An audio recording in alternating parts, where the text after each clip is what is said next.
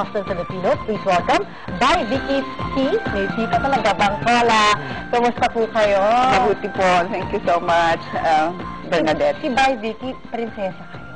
Talaga. Well, they say yes, but according to my bloodline, it is really true. Wow. My mother was the former Bailabi of the Royal House of Ramain, and my father was the former Sultan of Butig, the Royal House of Butig, the first and oldest city, or what do you call this one? Hindi pa city yun.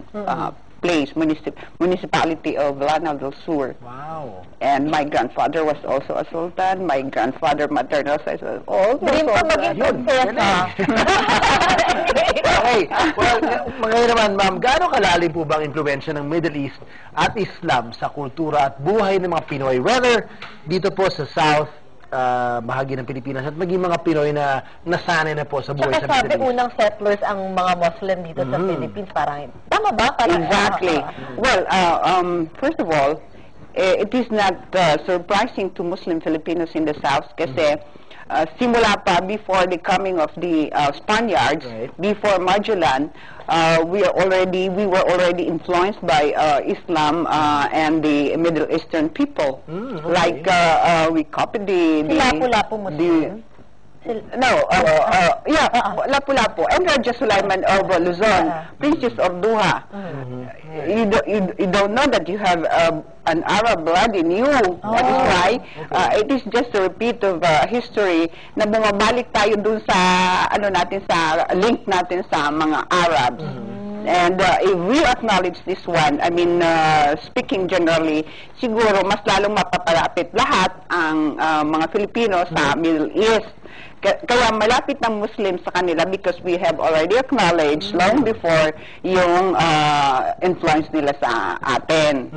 So it's not surprising on the part of the Muslims in the South. Interesting. Pero paano po ito sa tingin niyo na napagyaman ang pagiging Pilipino natin? Anong aspeto ng buhay Pinoy ang na-impluensya ng Middle East culture? Kasi ang nare-realize sa atin yan, Bernadette, kanina, si Francis pumunta ng Middle East, nasanay po sa buhay Saudi Arabia. Pero little do we know that kung ano yung Pinoy culture natin ngayon, maaaring meron na palang pinanggalingan to na na-evolve from Islam culture way back. Way back. Exactly. Like, yung pagkain, the arts, yung pagkain lang ngayon lang nalaman ng mga young people na, I mean, you'll see, you'll notice all over Manila na may mga Persian restaurant, may mga kebab, shawarma.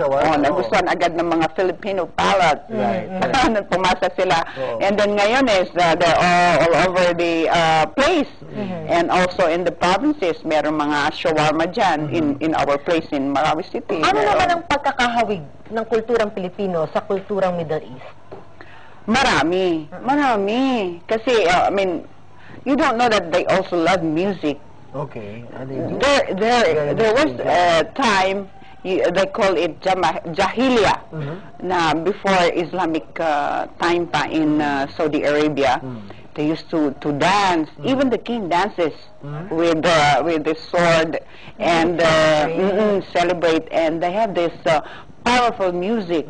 Na may, if I know music, merong, if I remember correctly, 13th level of music instrument, more than our Western instruments. Wow. And they have belly dancing.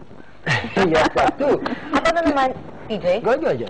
Ano naman yung pagkakaiba ng kultura? Na siguro mahirap mag-adjust para sa Pinoy. Kasi para sa ating Visayas and Luzon Pinoy, they have already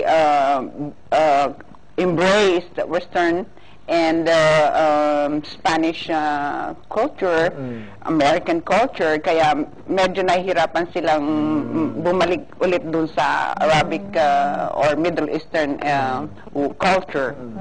So yun yung hamon kasi nakasanayan na natin masyado yung Spanish at Western. European. Kasi nga, kung papansin natin, tayo, mas madali tayo maka-adjust sa Middle East kumpara siguro sa mga Amerikano na pumupunta doon, and you know, it's not as easy for them to blend with the culture. Pero yung pati ba yung pagsusulat kaya natin, may kinalaman po from Islam culture way back? Di ba yung ang tawag doon, alibata? Alibata, that's But from Arabic. Yun na nga, it Alibata, looks very... Bata, za, Yes, hamza. oo.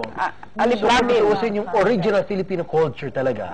Malaki yung pinanggalingan nun. Yung Islam Exactly, culture. of course. Galing. Marami, at saka malaki, malalim na. Sa Malalim talaga. pamilya, paano naman, ay sorry, meron tayong phone touch muna. No, no. Kanina pa nakaabang. Si April. April Salen, mula sa Jeddah. Hi, April. Hello po! Good morning! Good afternoon po pala dyan sa Philippines! Yes, good morning, Jeddah. Ayan, April. Kamusta? Yes! Salamat sa It's a nice pagtawa. morning! Kasi nakuha ko po yung phone number nyo. Ay, very good. Anong gusto mong i-share, April, sa ating kwentuhan? Yes! Alam nyo, ang hirap po talaga mag-adjust when you are new here Okay. and you came from a kasi po talaga dito ang hirap, lalo na yung katulad ng woman na hindi siya married sa man, hindi siya pwedeng makipag-usap ng very close to that man. Paano ba? Kailangan may gap. Yes. Amigab. Oo, tayo di ba, kahit sa atin, hindi naman natin husband, pwede tayong humawak sa katawan ng man. Pero doon talagang hindi pwede. Wow. Even hair ng man, hindi mo pwedeng hawakan kasi sasabihin sa'yo, asawa mo ba yun? Sabihin mong hindi. Sabihin ka nila haram. Haram means it's bad or Forbidden. bawal. Anong gagawin kapag hinawakan mo yung buhok or kung medyo close kayo? May parusa ba doon? Yes. Anong gagawin? Oh, well, they have a certain so- level of punishment there. Oo. Pero dahil doon, April, paano ka nakapag-adjust?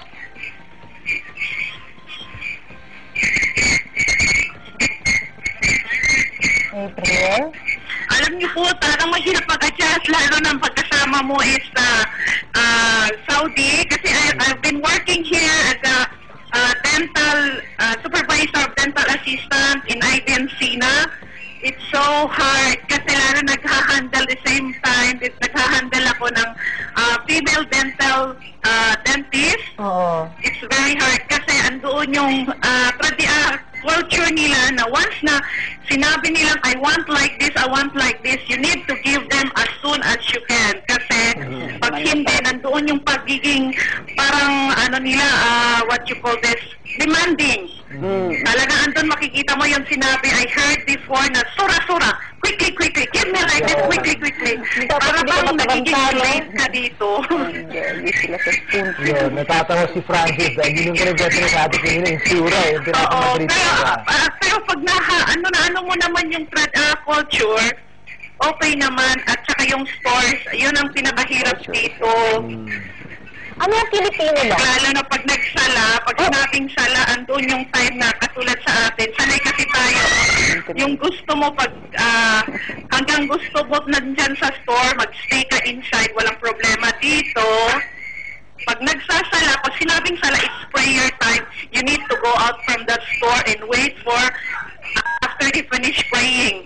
April, alam mo curious ako, no? Kasi alam natin yung mga gusto nila, yung mga sige nating mga demands. Pero ano ang gagawin para kahit paano, kumbaga makuha yung kiliti? Meron bang mga gusto naman ng mga kapatid nating mga Arab dyan na pwede natin gawin para kahit paano, mag-good shot naman tayo mga Pilipino?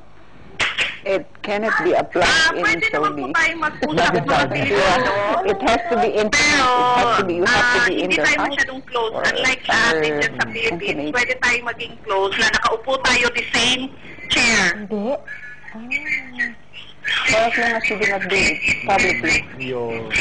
Okay. Ayan, maraming salamat sa tawag mo, Oo April, naman at sa nakatabi, pero pag-share dito, mo. bawal ka makitabi sa hindi mo husband. Yun, oo nga pala. Sige, April, salamat sa tawag mo at from now on, i-save mo na yung number namin para pwede ka rin maging suki sa pagtawag sa Kwento Desierto. Maraming salamat, April from Jeddah. Yun po. Dahil po bawal ganito, magkatabi ang Lalaki tsaka babae. Ganitong upuan? Uh, Anong distansya? No, you observe where you are. Is it public or is it in the house? If it's in public, You'll never at do wala kang relation, you cannot say disclose. Yes, Pero kung yes. sa loob ng isang bahay, okay lang. Okay lang. Oh, I see. Ah, Ayun sige, pala. maraming salamat po, Bay, ha? No problem. At kung tradisyon at tradisyon din lamang ng mga kapatid nating Muslim ang pag-uusapan, ay buhay na buhay pa rin po yan dito sa atin sa Maynila. Sa aming pagbabalik ay bibisita naman po tayo sa Muslim town sa downtown Manila. Kaya, tutok lamang dito pa sa Kwentong Michelle.